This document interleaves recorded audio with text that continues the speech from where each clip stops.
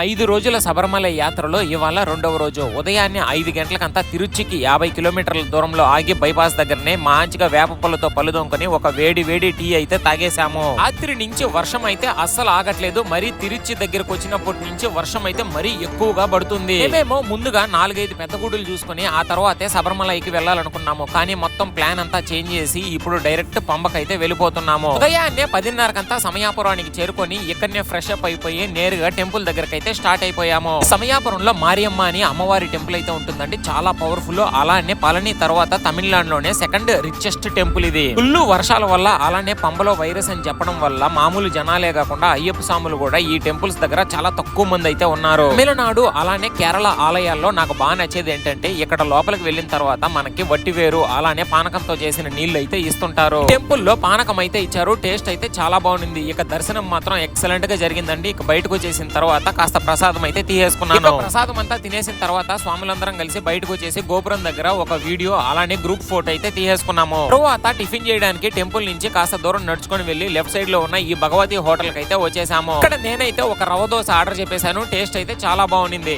రేపటి వీడియోలో ఎరిమేలి పంబ మన శబరిమల దర్శనం వీడియోస్ అయితే అప్లోడ్ చేస్తాను. తప్పకుండా చూసేయండి. ఇక ఉంటాను. బాయ్.